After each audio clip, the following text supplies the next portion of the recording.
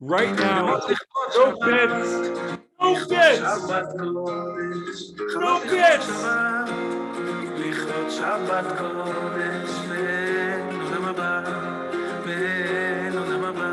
Camera, let's get ready. Let's get ready. Oh, you're new.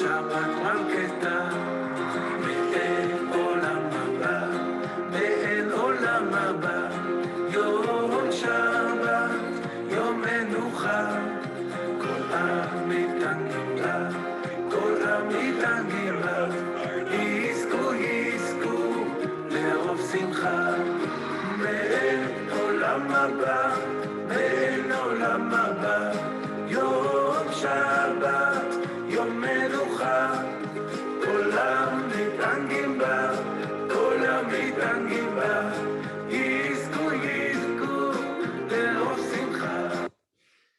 Lichvod Shabbos Kodesh. Lichvod Shabbos Kodesh Chavra. Me'ein olam haba. Reb Shayale from Kerestir. Reb Shayale from Kerestir. Oy Reb Shayale. Tefillah b'shem kol Yisrael. For Pesach, we minas avasar bakabas Yehudis, Miriam Dodabas Chanu Chaved, Yonah Bas Basia, Shir Bas Basia, Sinai Reuven B'mani, Never Nishavan Klal Yisrael, Master of the world, Master of the world. Through your holy sages, you have given us a distant hint of the exalted holiness of the Jewish people.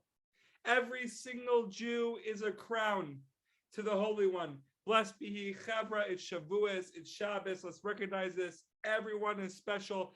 Everybody matters. Someone just revealed to me.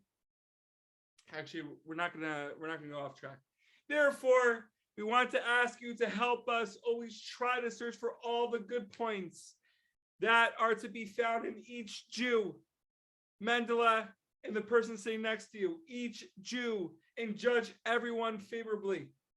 Even when people are against us and abuse and insult us, chas v'shalom, let us hold our peace and say nothing. Even in our heart, let us feel no hatred or no anger. Mamash, love every single Jew. V'hafta l'recha kamocha chavra, halacha l'maisa. One who recited a blessing upon drinking water, and then before he drank, heard that there's a corpse in the vicinity. And the custom is to spill out all water in the vicinity of the dead.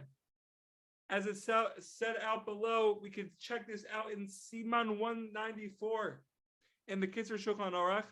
Due to the danger associated with drinking the water, nevertheless, since he already recited the blessing, he should drink a little of the water so that his blessing should not be in vain. In this case, he should not worry about the danger. For one who obeys the commandments will know no evil. This is written in Koheles, Chavra.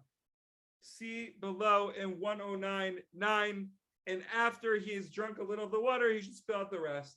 All right, so Gevalt, Halacha L'maisa. Fixing your shortcomings. Oh, fixing your shortcomings.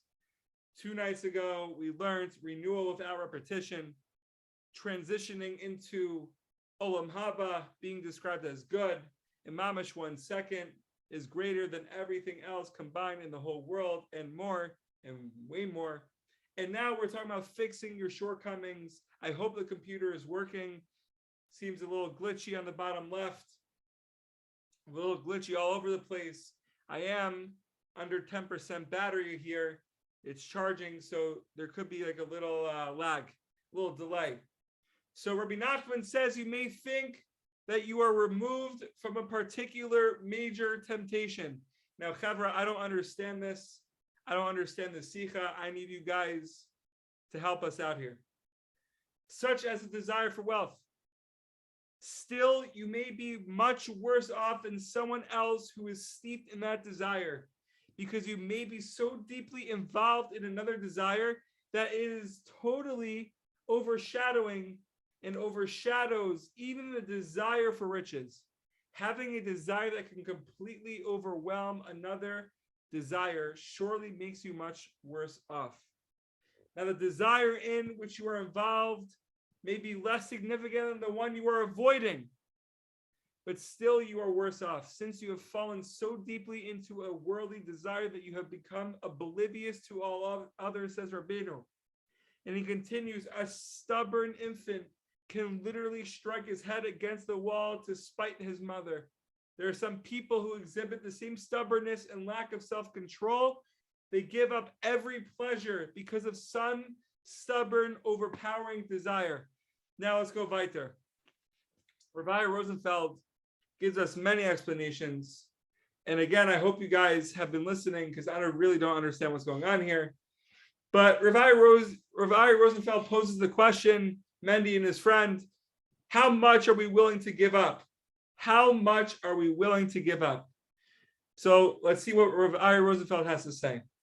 The same thing takes place with a person who is willing to forfeit everything for the sake of a small desire. He'll forgo even the worst desires. For him, he'd rather have this small item more than he would go for the bigger desires and worse sins, simply because he is enslaved, more addicted to this type of taiva. Right, we're talking about a smaller one, and we'll see what Rabbi Rosenfeld means. To illustrate this, Chavra, this is the example, and this is where we could mamish understand. I know you guys understand up until this point, but for me, a little better understanding. There are those who would never think of eating unkosher food or committing a theft, right? This is big. This is a big sin. This is a big sin, right? Macro. And yet they skip the zman of Kriyat Shema, the time of davening, right? So that could be considered a small thing, but it's mamash the biggest one we'll see without a problem. A person gets into the habit of oversleeping, chas v'shalom, getting up late and davening with a coolness as though he were doing nothing wrong, chas v'shalom. Now, although it's small compared to major crime, right? We're just speaking about the unkosher meat. Rasla, we're talking about the unkosher meat or theft, right? But, right, comparing this Zman Kriyat Shema, sleeping late, right? Becoming addicted to this is worse than another person who commits a much worse sin on occasion. Because to this person, it's more difficult to extricate himself from his habit than to overcome any other type of desire. Let's see another example, right? So we have the unkosher food, the theft, big, mamish big. But then we're not even focusing on the fact that we may be oversleeping, chas v'shalom, missing zman kriyat shema, which could then lead to many other things, not saying Yehei Shmei Rabbah Mivorach, the whole thing, not getting an opportunity to do it, daven with a minion, staying at home, like a lot, right? That small thing can turn into the biggest, right? Dafka, not the opposite, but just a different interpretation. On Pesach, we all know Rav Yair's videos, focusing on the small crumb can make the biggest difference.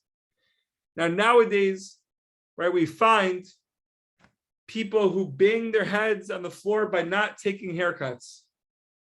Chavra, this is where I may shave my head.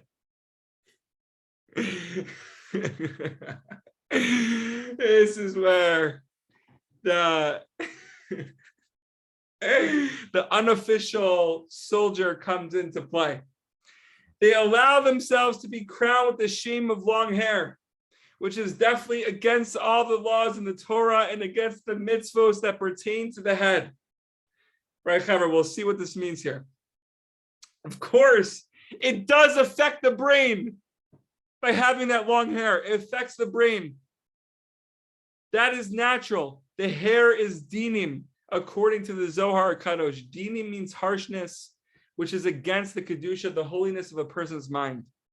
Now, this long hair, Chaver, we're opening up our eyes here, which would be considered by many as a very minor item, right? That minor desire, it is a small sin, right? That minor item is a small sin. You cannot compare having long hair to a piece of unkosher meat, like we explained at the beginning. At the same time, a piece of unkosher meat is rare. A person doesn't eat 24 hours a day. Maybe Ross does with his meat diet.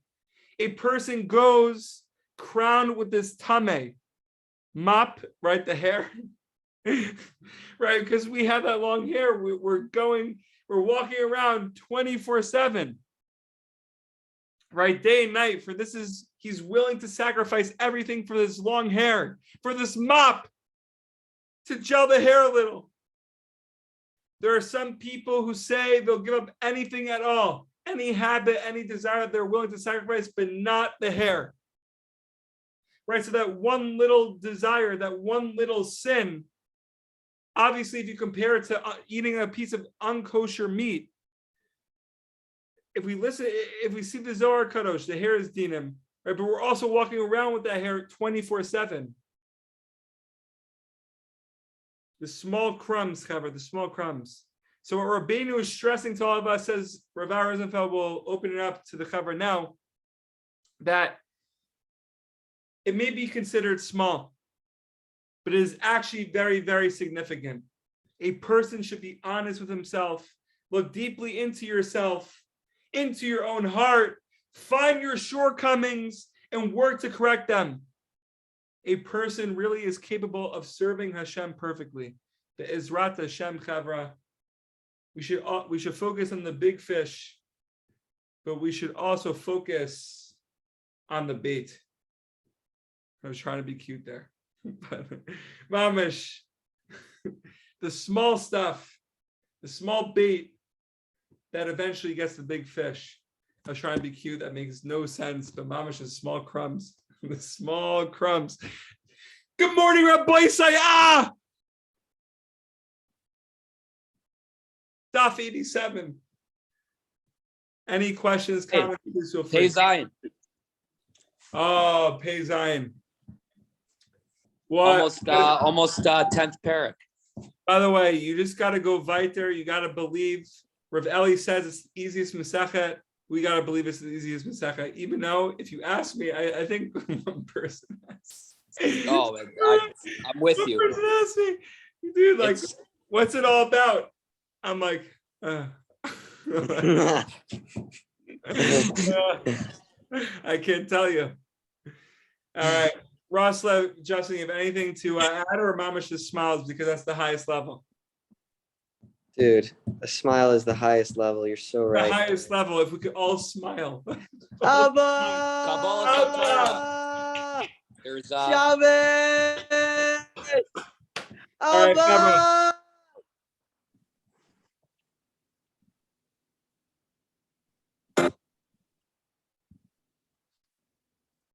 Wait, Ross. לכבוד שבת קודש, לכבוד שבת קודש, הכל לכבוד שבת, לכבוד שבת קודש, הכל לכבוד שבת, לכבוד שבת קודש. All right, Ross, I love you. I love you. See you soon.